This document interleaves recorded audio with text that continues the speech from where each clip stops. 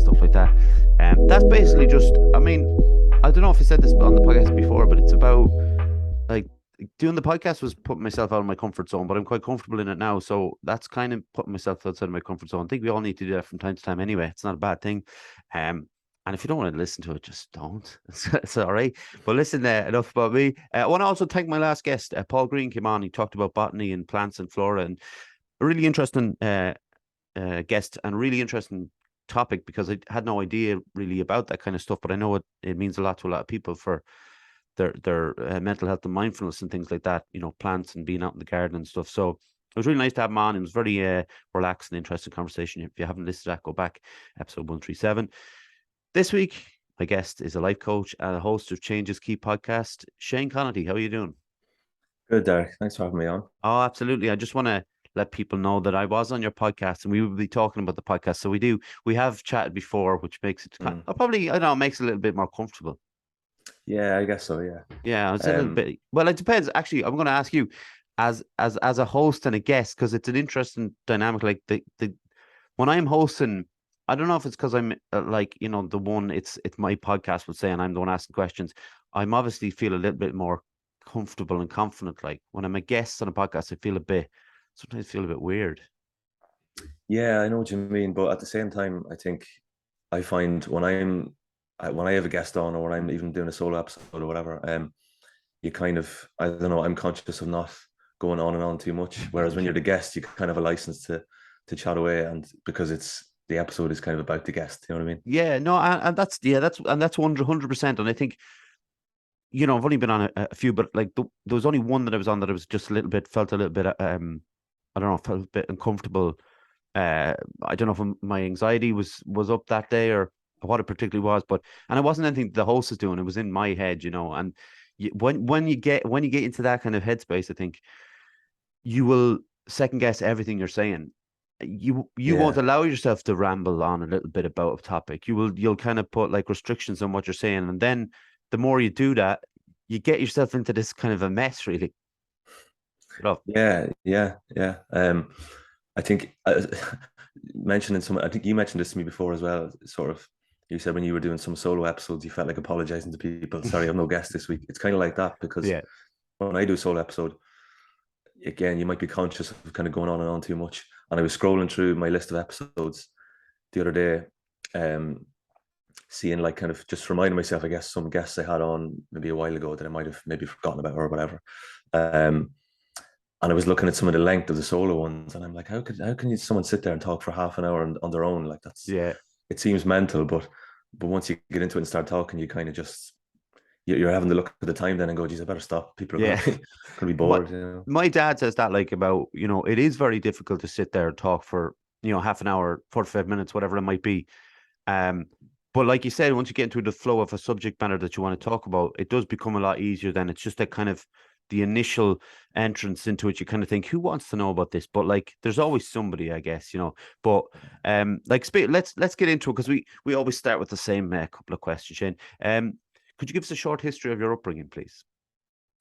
Yeah, so it's fairly normal. It's nothing kind of nothing to make a movie about, you know. It's fairly normal. Like it was when I was growing up, it was and I was actually talking to my cousin recently about this. He was always over at our house, or we were at his, just wall to wall football. That's all it was, morning, noon, and night, playing FIFA, watching it, just a cycle of football.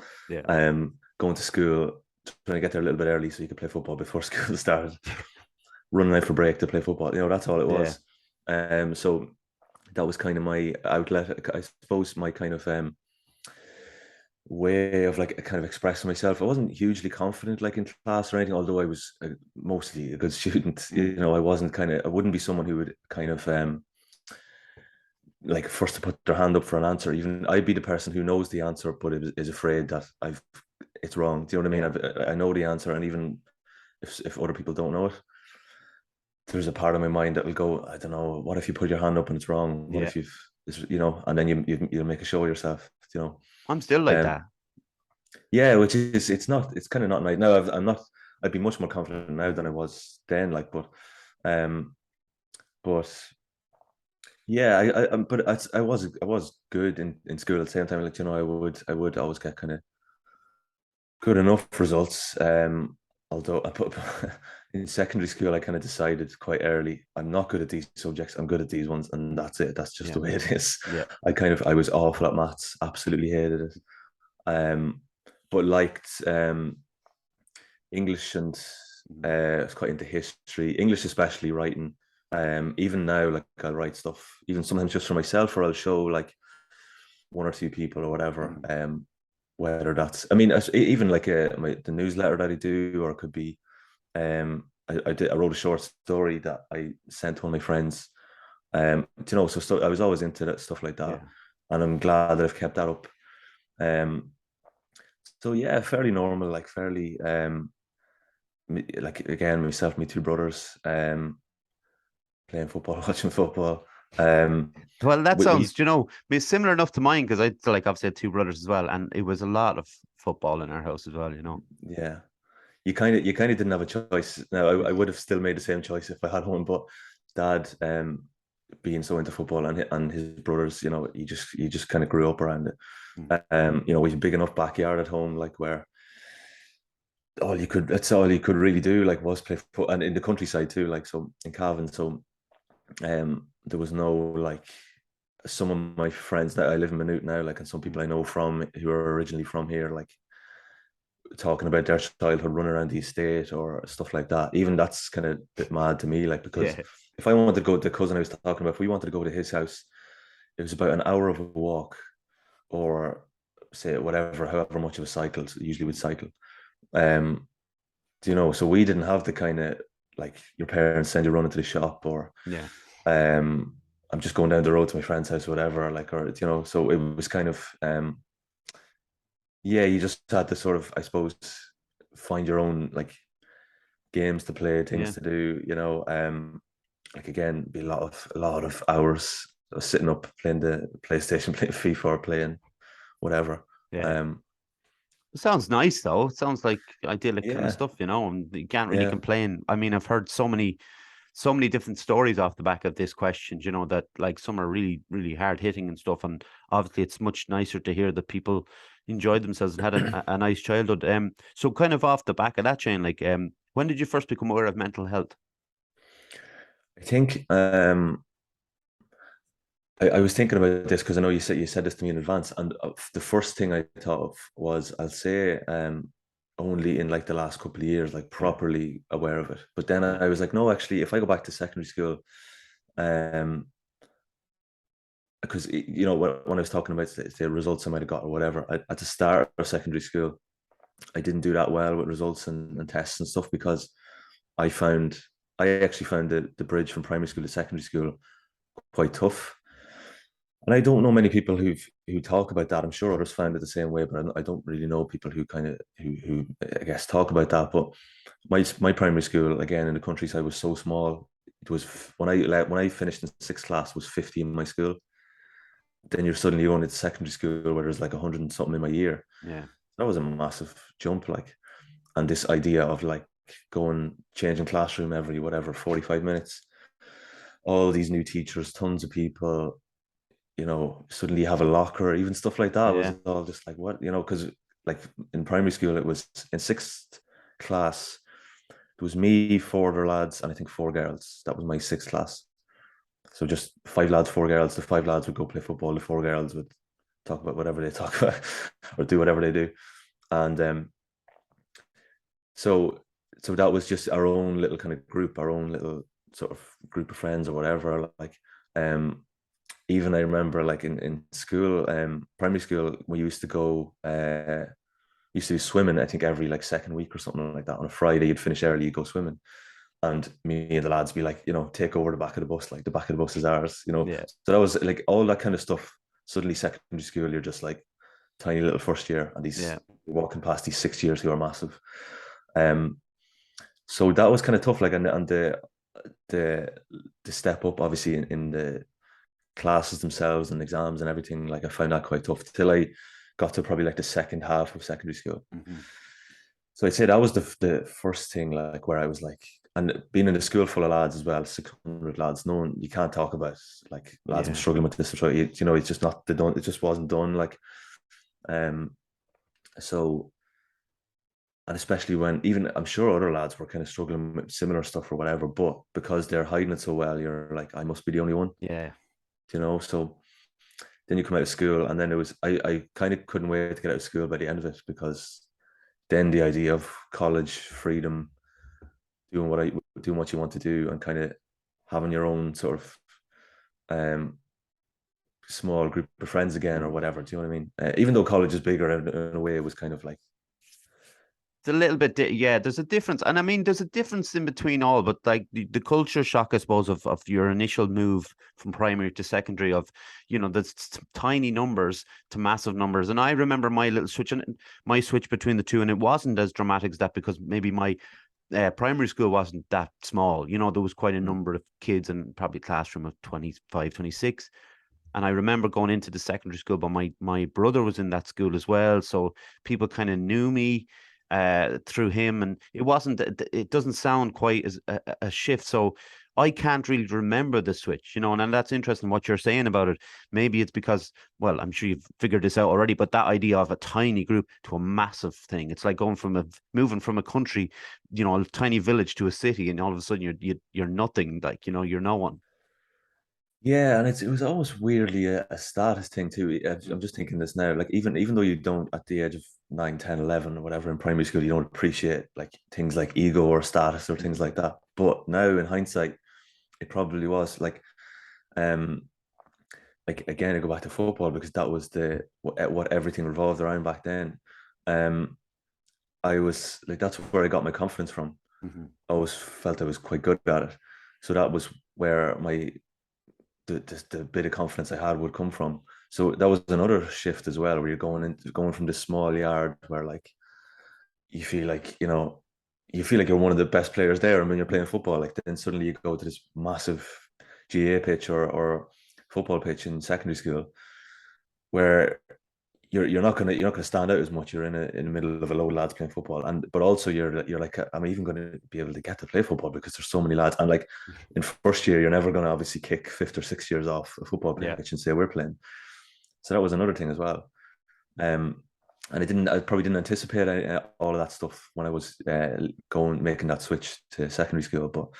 Um, but then yeah, through college, it was kind of mostly fine. Like and kind of up until I mentioned like the last couple of years, till I really started to properly understand what mental health was, what well-being was, and had a kind of a fairly difficult last couple of years, even COVID aside, like just Mhm. kind of personally. Um, so it was kind of, yeah, it's kind of gone, it's kind of happened in stages, you know. Yeah, and that's like, and we talked about it before on a podcast where I don't know if it was this one, or I don't know if it even was your one. It might have been someone else's, but the whole idea of trying to bring it into schools is very, very important, and Mm. I think that's a huge thing that needs to be stepped up a little bit. But so why did you want to become a life coach? Well, this is kind of, like I said, over the last couple of years, kind of gone through a few different things. So the motivation was after going through my breakup, out of a long-term relationship. I went to see a life coach after that because I was just didn't know like what to do. I was also at a bit of a crossroads career-wise as well. Um, so I was just kind of lost overall, like, and this was, when was this?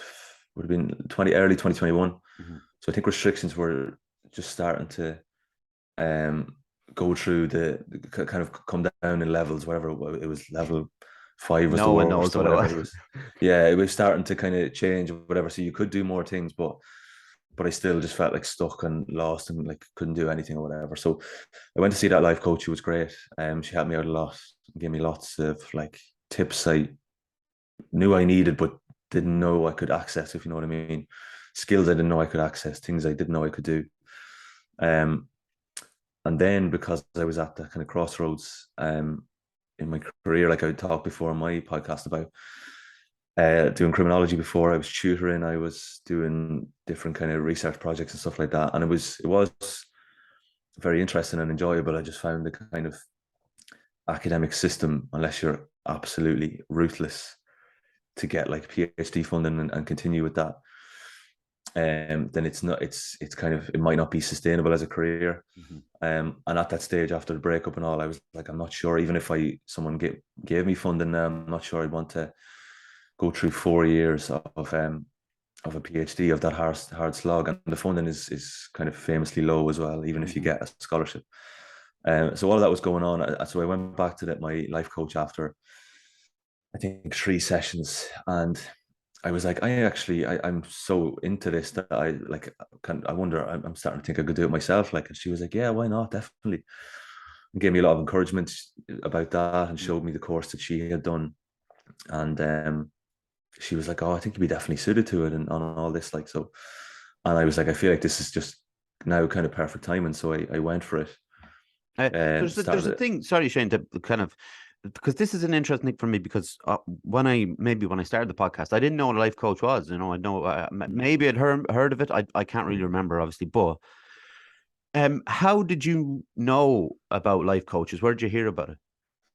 Well, funny enough, my ex said she went to one too at the time, Right. and I was just, but I was the same as you. I was like, I don't, what is that? Like, what's a life coach? So how she got onto it, I don't know. Maybe she just fired it into Google or something. I'm not sure, but so she ironically kind of planted the idea, like, so. Um, so then I looked up. I came across this website then that lists coaches, and kind of breaks down into, like, if you want to kind of help with your career, go to this one. If you want help with such and such, go to this one. Um, so, but yeah, I was the same as you. Couldn't have told you what it was, what they did, And I'm finding now, as I'm talking to people about it, a lot of people are still like that, where they don't fully understand what a coach does, or they think maybe it's the same as counseling, which is not, or Mm. they think, someone said to me, or sorry, not, I heard someone saying, a while ago, like, kind of, so why would you need a life coach, like, when you can, that though the things they advise you to do are things you can do already. And I was kind of going, but sure, by that logic, nobody needs a PT. Like, No needs anything. just go to the gym. Like, Yeah. nobody needs nobody needs a financial advisor, Yeah. or. So it's that kind of, but it's quite new. So that's why people think that way, that they're not kind of fully on board with it yet. Yeah, and like it's interesting what you said about because again, not really knowing the idea of, if you want to go see a therapist, there's like music therapists and art therapists. There's different ways of tapping into what you want, sorted or want help with.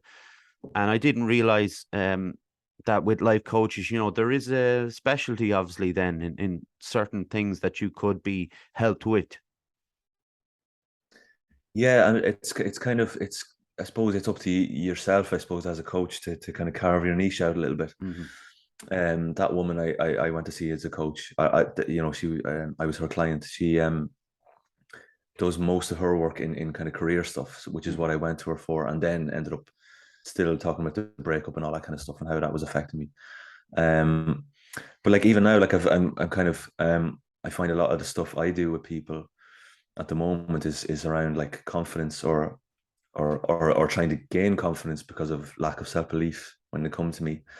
But even though that's a kind of a bit of a speciality, that it can still veer off into, like, I mean, I worked with someone recently who had, her confidence was on the floor about her, because she wanted to change careers and was stuck in a job she just didn't like, and was kind of just doing it for the money. Mm-hmm.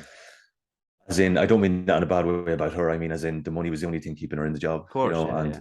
and but had no confidence about switching career. She knew she wanted to do it for a long time, and why she wanted to do it and stuff, but really drilled into why she wanted to do it, and what was holding her back from doing it and stuff. So that was career, but it was coming from confidence. Mm-hmm.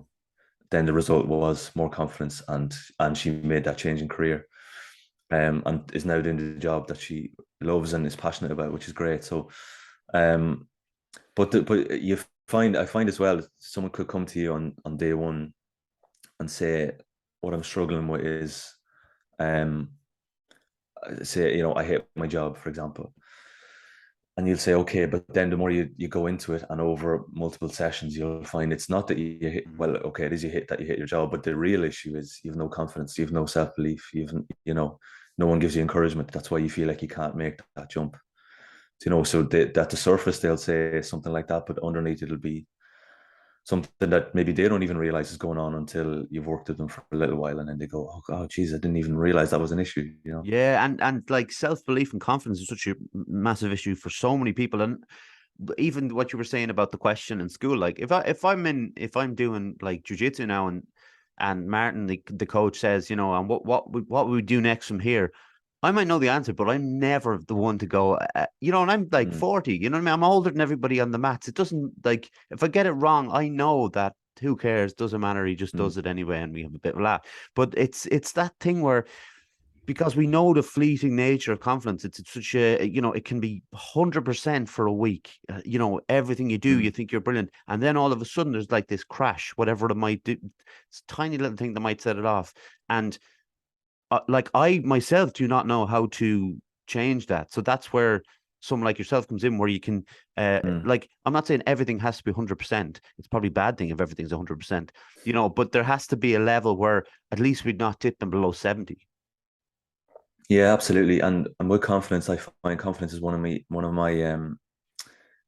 kind of, I think, favorite things to talk about, or work on with people, or work on for myself, because over through that whole breakup, my confidence was on the floor. Like, and kind of, even though I knew I'd be passionate about coaching, I knew I'd want to do it, because when you asked me about my motivation earlier, it was like, there's bound to be tons of people like me going through similar stuff that I went through a year and a half or whatever ago.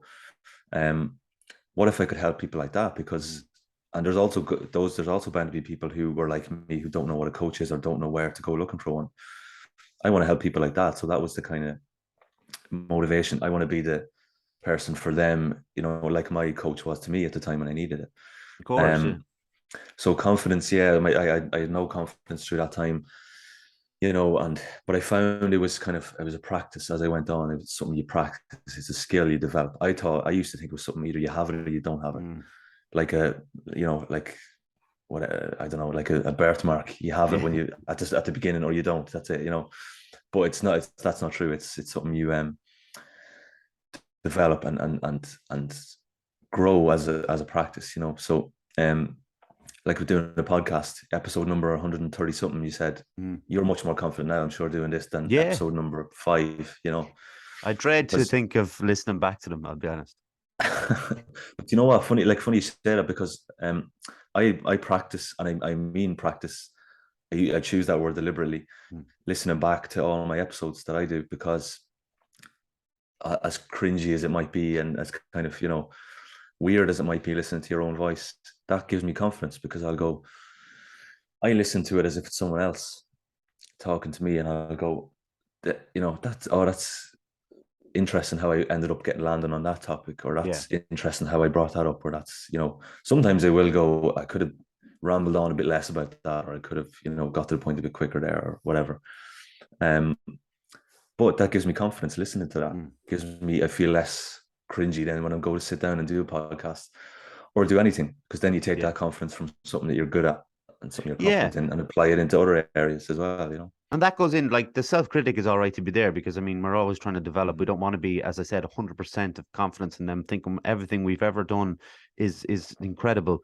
Have you had the kind of, because I don't know about the line, say if somebody presented himself to you as someone who was feeling, anxious or depressed and stuff, have you ever been in the situation, or do you see this situation arise where you may have to refer them to somewhere else, where that this mightn't be exactly what you're able to achieve with them? Yeah, I did. I actually had someone at the very beginning, when I first graduated as a coach, but now that's only about 5-6 months ago. One of the very first people that came to me, I had to, and our facilitators, we had 2 women who ran our course, 2 very good coaches. They reminded us several times, kind of towards the end, be careful about, like, it's don't take on every single person, because, well, first of all, that dilutes the quality of your work. But also don't take on everyone, because not everyone needs a coach. Some people will need like a counselor or whatever. Yeah. And that goes back to what I said about some people just think it's all the same. So I'll just Yeah. go to a coach. It's the same as, So I did have someone who I felt like their mental health was quite poor, in the sense that I think counseling is what you need. And that's not, it's kind of not an easy conversation to have, where Of course. you don't want to seem like you're just kind of pushing them away when they need help. But it's also kind of, you do need to give them that nudge towards Mhm. counseling, like where it was like, but in a nice way, where it wasn't just like, no, you need counseling, by and Yeah. gone. Yeah. It Exactly. was Yeah. like, listen, I think maybe I'm not sure I'm what you need at the minute, or carefully nudges them in towards counseling, and they kind of understood where I was coming from, and agreed with that, and went. Yeah, of course. I mean, that shows, how genuine you are. I mean, it's very easy to kind of go, "Oh no, come on in," and we'll, even Mm. knowing that and letting them kind of come in and chat with them is very disingenuous, and it could be harmful for them. So it shows a caring side to you. Listen, in my most confident voice, I'm going to read out the advert. All right, and then we're going to get back to it. I mess it up now for sure. Okay. Fusion Training Center, Monksland, Athlone. A place to train in Brazilian Jiu Jitsu, kickboxing, martial arts, and CrossFit. A great atmosphere with experienced coaches and a real sense of community. If you want to join the team, find us on Facebook at Fusion Training Center or drop in for a chat. Fusion Training Center, train like a warrior. Not bad. Very confident. Excellent, very Thank you good. very much. All right. So talking of, because we've obviously mentioned the podcast already, and we can kind of go into, setting things like this up and feeling confident and knowing we're putting ourselves out there. But like, where did the podcast idea come from? Yeah, so at first it was kind of, we were talking about niches a little bit earlier. It was like that. It seems quite interesting, to kind of.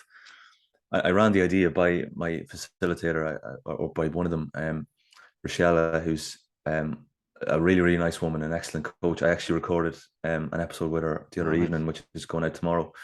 Um, I ran the idea by her, and she was like, "That's a great idea. That can be like your kind of little hub where people go to Mhm. find out about you. It's almost like you're giving yourself advertising in a way, from a business point of view. Ramble on about coaching, talk it to death, so people understand it. Again, people don't have a great understanding of it. Create that understanding, talk Yeah. about it, have guests on that can also talk about it from their point of view, and all that kind of stuff. But the main motivation at the time was, and it's still the main motivation to keep doing it, is my own sense of confidence from Mhm. it. Like I said about listening back to episodes, and I'm the same as you. Like, if I went back to episode 2 or 3, it's probably not great compared to this episode going out tomorrow, episode Yeah. 30. So but I've got more confident as it's gone on. Like, and I said this to a few different guests and stuff, like a year and a half ago or 2 years ago, that period I was talking about before, I'd run a million miles from doing a podcast, Mhm. from doing any kind of content, putting anything out there, because I just wouldn't have had the confidence, or I'd be like, who am I to put stuff out there? No one's going to listen to that, or people are going to think, who is this lad think he is, or all that kind of stuff. But now, like I say, I've just got really confident from doing that, and I find that it's my little thing. It's my, Mhm. even if people don't listen to it, it's my thing, that's kind of all the people I know, no one else really does it, and people have said that to me. They're like, fair play to you doing it. People I know who are still very confident would be like, Jesus, I don't know if I could do a podcast. Like, Mhm. so it's kind of my kind of, I don't know, I guess it's almost like an ego boost or something as well, when you Yeah, hear other people. but like people would see, like, immediately if you say something like that, it's an ego boost and something, then people immediately kind of see it as negative or whatever. Like, but I like when I started, it was because of the support people gave me with the blogs I was writing, and I Mm, thought like I'll do this, like, and I don't know. We talked about the solo stuff, and the solo stuff can be quite liberating, but also can be daunting depending on what the subject you're covering. But like, I find sometimes when I started going into interviewing people who I knew nothing about the subject matter, would say, or not even, it doesn't have to be like, you could be sitting talking to a life coach, but it's going to go off in a direction where maybe you're like, I don't know anything about this subject. But more and more as I go into those kind of topics and interviews, I find it like, it's kind of, it makes me nervous, obviously, because you have that in your head. Don't mess up, don't mess up, don't make yourself look mm. stupid. And there's no such thing as a stupid question when you don't know, the answer, or the subject matter. Do you find that, like, when it goes off into little areas that you're not comfortable with. Are you getting better with that? Do you still find it like a little bit panicky? I sometimes I get panicky. That's probably the best way of putting it. But I'm getting there. Yeah, no, I know what you mean, and it's natural to kind of to be a bit nervous or kind of conscious of that. I told myself, I kind of almost gave myself a bit of coaching a few episodes ago when I had a call with a guest coming up and I was getting ready for it. And I was like, I feel a bit nervous. Like I feel a bit like a couple of kind of, those butterflies and stuff like that. I Yeah. was like, but this is episode number, whatever, 25, 26. It kind of should be past this. And then I was like, actually, no, I think a small bit of fear is actually good because one, it means you care about it and you care about it going well. And two, it means kind of you're taking it seriously, or you're kind of, you're not just kind of sauntering into it going, sure, look, we'll see what happens. And sure, if it's a disaster, it's a disaster. Yeah. Like it's kind of a little bit of fear, just kind of keep you on the edge a little bit, I think is good. I found that myself. And but I know what you mean. It is kind of it is slightly daunting, even if you're confident and you could have. But you know what? Funny enough, like I at the start when I was starting to have guests on, because I did the first 2 episodes were solo ones, and then I had like a run of 8 or 9 guests in a row. And at the start, I used to do like loads of notes, like reams of notes. Like then I'd be like, oh, sure, I didn't cover half of that. Like it actually made me more nervous because I was like flicking through sheets of paper, being like, oh, have I covered that yet? What question was I going to ask there? Threw me off completely. So what I started doing was writing down like 3 or 4 bullet points. That's their career. I'll ask them 10 questions about, or things will come to your mind naturally to ask about that. This is something they mentioned on social media about their past, or this is something they always talk about. I'll ask them about that. A couple of little points, and then the conversation just flows. Yeah. Same way as this is with us, like so. Yeah. And I find as you do that, you get kind of more and more confident. Like I give you an example. Like I had the boxer Gary O'Sullivan on. It was a while ago. It was episode 10 or 11 or something, and all I wrote down. I still have the sheet of paper where I had notes at the top of it. All I wrote down was what his record was. Some of the kind of standout fights he had. Just wrote the second name of his opponent. And like a W say beside it because he won some of his bigger fights that he won. And that he was from Cork. Yeah, okay. That's all I had. That's it. That's it. I think people from Cork will tell you. Sorry, but I think people from Cork will tell you that's the only important thing about them is that they're from Cork, because my mom's from Cork. I can say that, but they are very happy that they're from Cork. Oh, they can't wait to tell you. Yeah, they can't wait to go on about it. But no, I knew that having the notes that way or whatever, that approach would work because first of all, I at that stage I was getting more and more confident doing more episodes and stuff. But I knew looking at that, right, Cork, obviously his background, his childhood, his upbringing, whatever, loads of different things can come off of that one topic. His record, your record is quite impressive, blah, blah, blah. Talk about that. And he goes off about boxing. I remember when you fought on the undercard of such and such, you fought on the undercard of David Hay actually at one point. All right. And Derek Chisora. Yeah, which is really impressive. Like so, but again, I knew asking about that, he could go off on a tangent about that. So I kind of just knew that approach would work. Well, have you been surprised in yourself? Like, have you been surprised in your ability to be able to just write down those little things and be able to hold a conversation for however long, 45 minutes, an hour? Sort of surprised, but then I think I'm finding as I do it, I'm kind of I'm finding I shouldn't be surprised really, because I think it's something I'm good at. Like I think it's something there's obviously a skill to sitting down even with a client, like and kind of knowing the right thing to say or knowing what they need at that time, knowing where to direct the kind of conversation, stuff like that. But I think it's a skill I'm kind of good at. I think it's a skill that comes to me, But then I'm happy because I think talking about confidence, I think I was explaining confidence to someone. To me, confidence is, like I said, a practice and stuff. But it's knowing what you're good at and also knowing what you're not good at. I'm confident that I'm not good at whatever, loads of other sports, probably nearly every other sport apart from football. But that's also confidence. Yeah. So I can say I'm confident that having conversations like that, doing podcasts like that, is something I'm good at, because I know that critic can't wait to tell me the things I'm not good at, so. And that's another thing about it. Like, you'll get feedback from people as well, like whether it's people close to you or even people I've had, people I don't know get in contact and not really knowing, not really knowing what to say. And I guess this kind of arises a lot of the times when I don't know how you approach this, because I'm still trying to work it out. But if you have like someone brings up something on the podcast that you would disagree with outside of a podcast, like if someone was talking to you, in your house or on the street, whatever, you disagree with.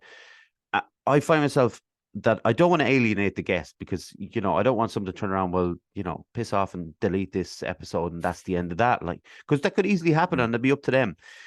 But like, do you find yourself biting your tongue at any points? Like, I don't want any names or any numbers of the podcast, whatever it is, but has there been moments where you've had to bite your tongue a little bit? Um, I don't think there's been major ones. I don't think there's been maybe one or two like moments or something, like where kind of someone would talk about, I don't know, someone could talk about, I've had a few coaches on mine, like someone could talk about um and I can give you one example of and it was I won't say his name, but it was a coach who I got to know actually well, I got to know him through someone else, had him on as a guest, and then kind of got to know him a bit better after that.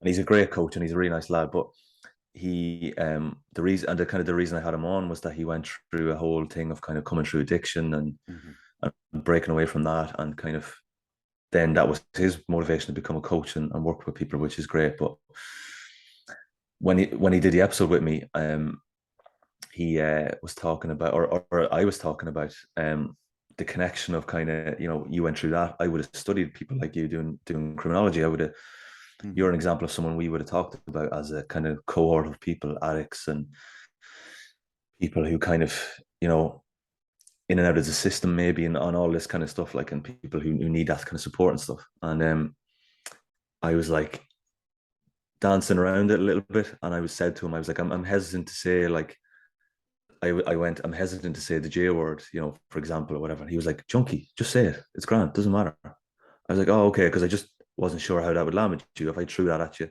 it might not sit well with you at all. And it might be like what you said there, end call, delete. I'm not doing this. That's why I did that, whatever. And he was just like, doesn't matter. Like, who cares, man? Just say whatever you want. Just be like, it doesn't, don't let people kind of tell you should say this, you shouldn't say that, whatever. So it's kind of not strictly an example of disagreeing with him on something, but it's kind of like I guess it was kind of an example of like, that's the opposite approach to what I would have had. Yeah, but I get that as well. You're not fully understand. You're not trying to like offend the guest in any way. Yeah. And I've had certain instances where not that, but kind of where they've brought up something, or someone that they're really into, like whatever they read about, or particular ideas, and it is hard for me not to kind of say something, because people outside that know me well would say, you wouldn't be into that, like, or why didn't you bring it up? The one case I will, if it ever happens, if someone ever mentions flat earth, I will honestly, there's no way I'm not going in on it, because that's ludicrous. But there is like, that was a very subtle way that you did it. You're like, because if he had said, oh, we'll just leave it, like, no, I don't mean leave the podcast, but I mean, if we just leave it at the J word, people can understand what that means without you having to say it. Whereas the fact that he brought it up, or he said it for you, which was very considerate of him to kind of, to bring it up as well. That's the thing. And I'm hesitant, not all the time, but some of the times, to just not tackle some things. But I do go away from it. I don't know. I do go away from it sometimes disappointed in myself for not saying, well, hang on, I think that guy that you're bringing up there is a bit of a dick, like, or whatever, like, his ideas are nonsense, or whatever that might be. I'm trying to, like, I'm sure this will come along for you, and it's kind of an interesting way to keep stum, because if someone said it to me in the gym, for instance, I'd go fire back straight away. Yeah, well, I think again, like I think that comes back to confidence again. Like, I mean, what you're saying there, being disappointed in yourself that you didn't do this, and this, but like, the episode and the podcast is yours. It doesn't belong to anybody else. It's how you want to direct it and how you want to. If it suits well and you feel like it's the kind of right thing to do, appropriate thing to do to challenge someone on something, you have to bear in mind as well, like the guest you are maybe going to challenge on something also is well capable of throwing back at you and defending themselves and saying, well, hold on, no, this is why I think this and whatever, so that'd be a two-way thing.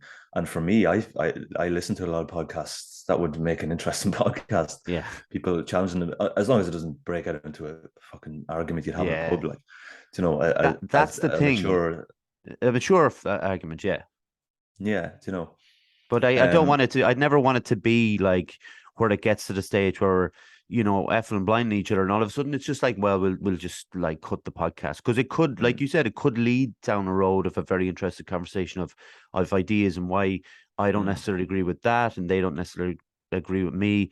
Like, even if someone mentions, like, I'm that, like, if someone mentions a film, because I'm quite into films, like, and if someone mentions a bad film, I'm like biting my lip, like, because I want to like say that's an atrocious film, but it's it's what they're into. And I just have to. That's all in myself, like, and just allowing people to have. It's like the Garth Brooks thing, which is I do not understand. I'll never understand. That's not my thing. But again, who am I to say what, like 400,000, whatever it might be, can't go and see if they don't want to see it? I just can't get my head around it.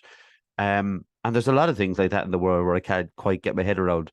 I wanted to ask you about this, actually, because this is kind of interest to me. I was talking to someone about it recently, and we talked about football at the start, but the idea of, and I know you're a Manchester United fan, I bite my tongue. No, but sorry to people listening. Yeah, we're apologize. Should have apologized about. Look, I don't mind who people support, but I find it interesting about sport now, and I suppose football more so.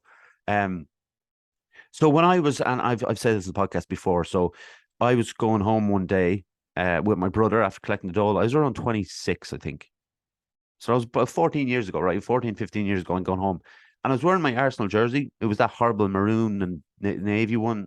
But so I was in the car, I was wearing that. And I saw a guy who might have been maybe 50, around that, wearing a full Chelsea tracksuit. And I thought to myself, right, that's not going to be me, right? So literally went home, took all my Arsenal jerseys, put them in a bag, and gave them to their clothes charity, in the bins. And because I don't know what it was. It was a reaction. It wasn't nothing to do with the team he supported or anything, by the way. But it was a reaction to kind of the whole idea of me being covered in Arsenal gear and stuff like this. And I still check the score. Like, we were chatting just before we came on. Like, I checked the team that they were playing today, and and I still watch them if they're on, but I don't care anymore. I don't have that, like, if they win. Yourself that everybody knows it's a fleeting feeling that goes away.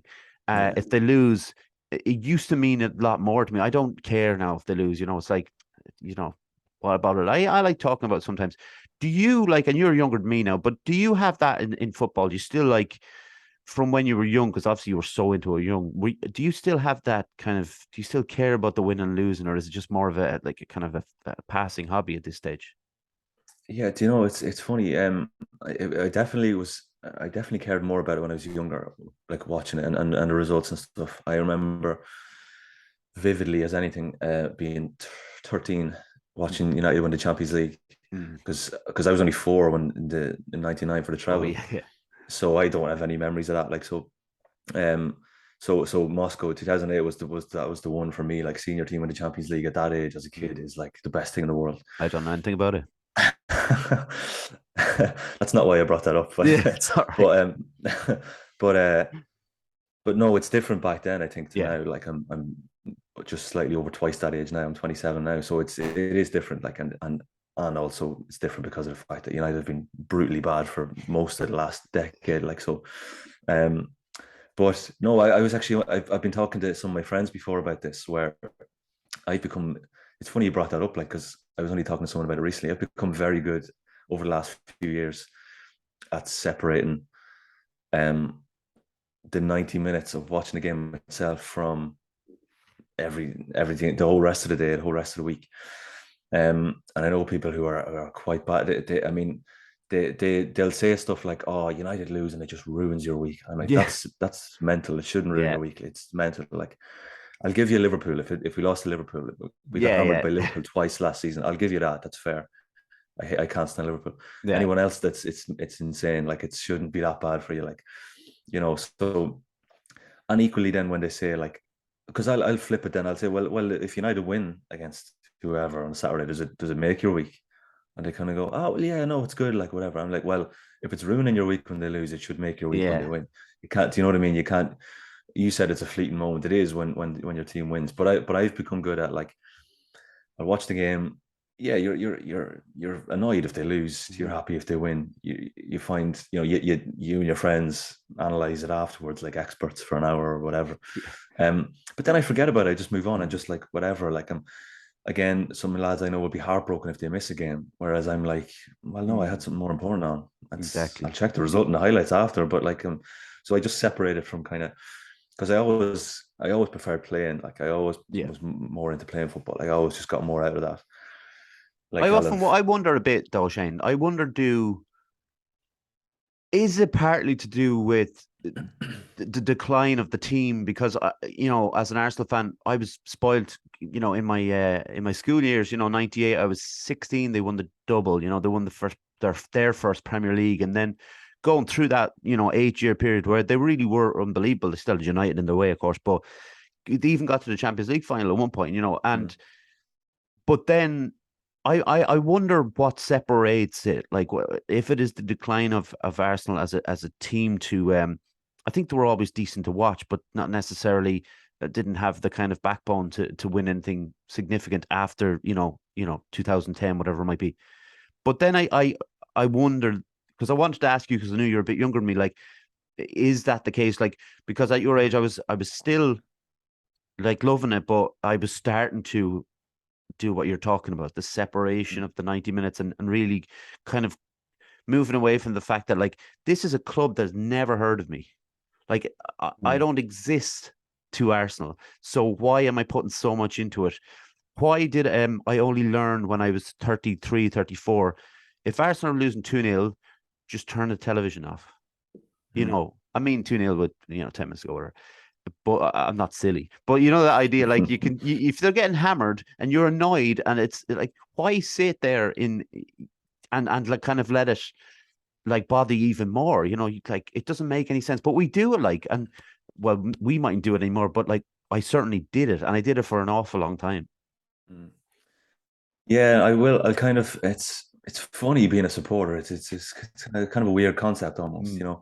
But it's this just popped into my head. You like this? It's been so into movies. Do you know Mm. I'm sure you've seen A Bronx Tale. Oh yeah, yeah. Do you know the part where I forget his character's name in it, but Chaz Mm. Palminteri says to De Niro's son about, like, Mickey Mantle will never pay your rent. Like, Yeah, that's what you're talking about there. yeah. And it's true. Like, it's those clubs they'll never meet us, they'll never know us, they'll won't know anything about us. Um so that's the thing. You kind of you do need to have that perspective sometimes, and think, why am I getting so into this? Yeah, It's fun, it's enjoyment, it's a hobby, it's a pastime. It's not, exactly. it shouldn't dictate your life, but And I'm not against like, again, people wearing jerseys is fine. That was just a mm, reaction that I had. It doesn't mean that anybody else at that age should have it. It's just an observation I felt on that particular day. If I hadn't seen the dude in the tracksuit, like, I might have an Arsenal jersey on now. It's mm, this is one of those moments where things all happen at once, and all of a sudden you've given all your Arsenal jerseys away to charity. You probably didn't want them anyway. They were crap at that point. But it was that kind of idea, and I wanted to just kind of bring it up with you about that. And I just remember, this is a weird one for you, Shane. So during the week, I put up that you were coming on the podcast, and my friend Sinead, who trains in jiu-jitsu with me, said, "Oh, ask him about neuroscience." And I completely forgot, right? This is not a joke. I completely forgot about all this. I was out running this morning, and I remembered. I got home and I forgot. So just remembered again. Um, had you studied neuroscience at some point? no, well, let's see, my coaching diploma was with neuroscience, had neuroscience built into it, so Right. it's coaching with neuroscience. it's And it's kind a of fascinating subject that I only learned really about. I had Emma Cahill, who works over in university, was it Bristol University, and a fascinating conversation about neuroscience. And again, I was out of the comfort zone in that conversation because I didn't know. I knew a tiny little bit, but not enough. But it's such a huge. It's a vast subject that I didn't have a grip on. So that was part of your study. yeah, it was, and it's kind of it's a nice sort of attachment or kind Mm. of accompaniment to coaching. Yeah. It kind of our facilitators fill us full of confidence, sending us out as graduates, going, you guys are different to a lot of, or different to a lot of coaches, but at a more advanced stage Mm-hmm. to a lot of kind of general coaches, because you've got neuroscience now, which was basically because a lot of the practice coaching we did and a lot of the studying stuff we did was understanding a bit about the science of the brain and like how your thoughts affect your behavior and how you can kind of learn to control your nervous system. We were Mm. talking about being nervous before with guests and stuff like that, controlling your nervous system with like kind of touching on breath work and stuff like that. Because again, I would have thought before, like, well, you're nervous, what can you do about it? You just have to get the thing out of the way and that's it. No, you can manage your nervous system, Mm-hmm. and you can kind of, we did stuff about leaning into fear. Like, again, it could be with getting a guest on the podcast, or it could be whatever, even sitting down with a client, a little bit of fear. But that's what I Mm-hmm. mean when I said a little bit of fear is good, because you lean into it, you realize I'm actually quite good at this, or this is actually not as nearly as bad as I thought, because the idea of something is always a lot worse than the reality of it. But You know, like it sounds like a subject that if I got into it, neuroscience, um, I'd try to attach to everything I did, and that would be that. I'm not saying that would be a bad thing, but I think because of the OCD and stuff, and maybe it would probably help OCD as well. But that idea that I think I'd just throw it in with everything and just kind of go. So how does the neuroscience part of my brain figure that one out? yeah, well, it does. It's gone. Having gone through that and knowing a bit about it, like it does make you more aware of your thoughts, like more kind of going through that coaching and everything, and kind of after the breakup and all that kind of stuff. Like Mm-hmm. it's just like getting a window into my own thoughts, like, and how they were so bad and so negative at times, like, and but now you're more kind of aware of that, and you're more kind of aware of how to stop those at their root, or stop them early, or not go down this big downward spiral of negative thoughts. Because again, before I would have thought, well, sure, what can I do about that? It's happening. Yeah. It's out of my control. No, of course it's in your control. They're your thoughts. Like, they're, not that you are your thoughts, but they're you can stop them coming into your mind, or stop them early, and kind of, you don't have to Mm-hmm. listen to them or pay attention to them, and replace them with good, better thoughts. So you're just giving yourself that power, like, and just kind of, and yeah, no, it's kind of, yeah, you can, like you were saying with neuroscience, as a coach now, you can take a coaching approach to everything, Mm-hmm. um, not to United, unfortunately, but Yeah, that's no, out but of we your are, reach. yeah, but United are getting better, thankfully, lately. Yeah, But yeah. Well, yeah, they but won their last game. I can't remember who it was against, but but I'm glad. I hope Sinead is all right with that. I apologize for forgetting. I'm so bad at things like that because I need to write things down immediately, and if I don't, it's done. But apart from then, Shane, apart from like the life coaching, the podcast, and football, which is enough to be getting on with, I suppose. But like, what do you like to do to kind of relax, kind of a mindfulness thing? yeah, well, reading is a big one. Hmm. Reading is massive. So one of my friends who's a coach as well said to me recently, he described me as a man who eats books, Yeah, nice which which was kind of a nice description, compliment. and yeah, a compliment, really, yeah, Yeah, yeah, and because I was telling him that I had got to, this is 2-3 weeks ago, I think I got to book number 21 of the year. And that will nice. sound incredibly sad to some people, counting the amount of books you read, but it's but Doesn't that's a way everybody do that? well, that's a way of pushing myself. Yeah. Could I do more than last year, or how many can I get done? But but then you kind of, not for the sake of just tearing through loads of books Mm. and not, skimming through pages and not properly reading them. But yeah, it's a big pastime. It's kind of a big after all the chaos and running around and everything you're doing, it's kind of nice to just sit down, I find, and just kind of get into a book. Like, and going back to when I was younger, actually, talking about like childhood and stuff, that was always a thing. Actually, I'm glad, like, mom and dad, and more so mom, because mom is big into reading and Shakespeare and all that kind of stuff. Like, I'm glad that she kind of put us on to it, like, when we were kids, like, because I've kept up reading as a good hobby, and something that if I wasn't doing it, I would find a difference, like, in myself, in Yeah. my mindset and stuff like that. And what are we talking? We talking like fiction, non-fiction mixture?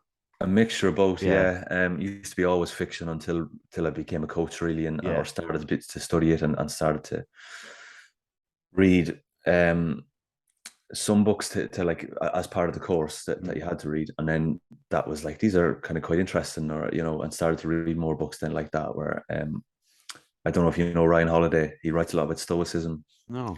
um yeah, he's a very good author. He writes about, like, the ancient Greeks and stoicism, and how relevant it is today, like, and how Marcus Aurelius's thoughts that he wrote down are can be relevant to you today in 2022, which is mad, but they're very good, like.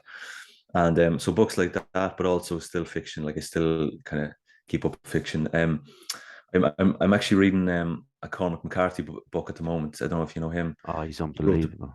he wrote the book on No Country for Old Men, which is one of my favorite movies. Um, I'm reading another one of his books now at the minute. So that would be the kind of the fiction side of it, like, where Which it's book? kind Which book are you reading at the minute of of his? Blood Meridian, it's Oh called. God, that's dark, but it's brilliant. It's brilliant. Yeah, I'm about 100 pages into it. Yeah, you can see how dark it is and how dark it's going to be. I love Cormac McCarthy. I've read all his books. I have all his books, and I just think he's one of the greatest writers ever. But there's a book. Have you read Suttree? I think that's how you pronounce it. No. Suttree. That's one of his ones. That is unbelievable. And I never see people kind of talk about The Road and No Country for Old Men, and because I suppose because when books are made into films, they become the kind of staples of that of the writer. But I would say Blood Meridian they probably couldn't make into a film. But Suttree, when you get a chance, Jane, it's I absolutely love it. Yeah, I don't know too much about him now. Mm. The only other book I've read of his is No Country for Old Men. My older brother likes him a lot. He's got a good few of his books, I think. He's kind of at me to get more into him. Yeah, He loaned me Blood Meridian. It was like, he put it in my hands. He was like, read that. yeah, So and he's right. He's right. mm, So it's. But I found myself now. I think in my twenties it was kind of just fiction, but I tended mm, to kind of move away from it a little bit. Now I've still got kind of fiction on the go, but I tend to have one of each on the go. But I think nonfiction has become very. I don't know. I've seemed to read that a lot more now, and I'm finding now I'm doing that silly thing where I'm asking a guest to come on and they'll say yeah, and then I realize I've got like a week to read two of their books or something like that, and you're all of a sudden like, Jesus, give yourself a bit of time. So, and you don't want to race through it, like you want to give it the time those books deserve, like because of what mm, the writer has put into them. But I do find it fascinating talking to people who have written, nonfiction books that about. I had someone on about talking about fear, and I'm still not quite sure of that episode or even of her ideas, but it was an interesting conversation nonetheless, a challenging one. mm. So Yeah, all good. I think. But I think my approach to that, if it was me, and I kind of set myself up that way, where I said the guests agreed to come on, and they had a book out, and I only had a week to read it. I would probably read like a chapter of it to get an idea of it, Mm. and read the thing on the back, and be like, Yeah, that's yeah, enough. I don't need to, I don't need to know the whole ins and outs of it. I'll ask them about writing the book, the process of that, the idea for it, all that kind of stuff. And then I'll mention like something of the chapter I read, just to yeah. show them I read Well, some of it. And then, it's a better. Look, it's a much clever approach, but my OCD demands that I read the book, and it's like yeah. you're not getting away with this. You have to do it. But in saying that, I've read some amazing books because of it that I may not have come across. Fiction and nonfiction, and I've been looking, and I've got like, well, touch wood and all that. That I have a couple of authors coming up who've written brilliant books that I'm in the middle of reading and I've just read. And I like talking to authors. I like the idea of how much the creative process helps with mental health. It's you chat about short stories. I've written short stories, and I know how it, like, as same as you. I might just write it for myself. I might never show anyone. I might show it to two people. It doesn't matter. It's the process of it that helps me an awful lot with it. Yeah, definitely. And journaling is the same for me. Like, Mhm. you know, you asked about like kind of habits or mindfulness earlier. Reading, like I said, but journaling is a big one as well. Mhm. That's been really helpful. That I think people are probably getting more and more into now as well. With Yeah. like same as reading nonfiction books, you know. Um, and yeah, there's something about just kind of going into your room and just kind of the kind of piece of it, and just kind of writing in your journal. And because you don't I was talking about your thoughts earlier or whatever, or you could be negative or whatever. You don't realize the kind of power they have over you, or you don't even realize maybe what you're thinking at times until you write it down and kind of elaborate on it. And you go, Jesus, is that what I was thinking? Or that's why I was thinking this, or you know, you start to kind of connect the dots. Like, but yeah, that's a process. Like that's a just kind of a freeing kind of Mhm. process or exercise, you know. Are you able to meditate, or are you into that? Yeah, I've talked about that a fair bit Yeah. on my own podcast. Like I've done it. I don't. I kind of. I used to fucking berate myself for not doing it extremely consistently, Hmm. exact same time every morning or every night. I don't really know why. I think I thought if I don't do it incredibly consistently, then I won't do it. Yeah. But then I started to find like that, you know, I do it say Monday to Saturday, 6 days in a row. I'd miss it Sunday because I'm hungover or something, and I'd go, all right, well that's it. You don't meditate anymore. You missed it. You missed the day, which is mental to kind of Yeah. be telling yourself that. But so then I find just kind of do it for the kind of enjoyment of it almost. If I feel like meditating today, I'll do it. Don't really Yeah. feel like meditating today, or I was too busy with it. That's fine, you know. So then you kind of enjoy it more, you know. So, but there will be days where I feel like I think I need to do it today, just to Yeah. kind of. It's such a I can't do it. It's really upsetting, but like it's such a leveling thing for people, and it seems such a nice, a nice way to spend 10-15 minutes. Well, it should be a nice way. If it's like going for a run. If it's a negative run, it can be a bit of a pain, but you know, getting into that headspace if you can, it's so important. And I've talked to so many people about it, and I still haven't. I talk about it as if I know about it. Yeah, I can't do it. I'm a hypocrite at the highest level. But Shane, where can people find you first of all, and where can they find the podcast? The podcast is on the kind of main platform, Spotify, Apple. And so I have two pages on Instagram. There, Instagram's the main kind of social media thing I use. So Mhm. I have a page for the podcast itself where I post about guests and stuff like that. Um, Changes Key podcast, Mhm. and then my own kind of page, Shane underscore Conaty underscore, where I talk about coaching and talk about kind of, I suppose I guess that'll be more kind of personal stuff sometimes or whatever, you Yeah. know. But I have a link in the bio of my podcast page where people will find on that website all the episodes of the podcast, the newsletter I do as well, and then there's some kind of videos, kind of bonus content as well. That sounds way more professional than my setup. But listen, everybody, let go to Change of Ski podcast and check it out because there's some fascinating conversations on there. Um, Shane, you've been a pleasure having on this Sunday morning. Thanks a lot, Derek. It's very nice to chat with you. Yeah, no, I appreciate it fully. Listen, stay with me for a minute if you wouldn't mind. I'll just close Yeah. it out. We'll take a quick photo and then we'll go watch Arsenal lose. All right. Hopefully, says you. Okay. Thank you very much to John for all the tech stuff that he does for me. I always thank my mum, my dad, granddad, Jaron Calvin for what they've done on the podcast and outside the podcast. Subscribe to us on YouTube if you would. We're on Instagram. Also, go find Shane and Change His Key. We're on Facebook, Twitter, where I kind of post sporadically. Like you kind of stay out of that sewer a little bit. We're on Spotify, Apple, Anchor, Google Podcasts, etc. Thanks everyone for listening. And once again, thanks Shane. Thanks a lot, Derek. And we will all see you next week. Take care, everyone. Bye.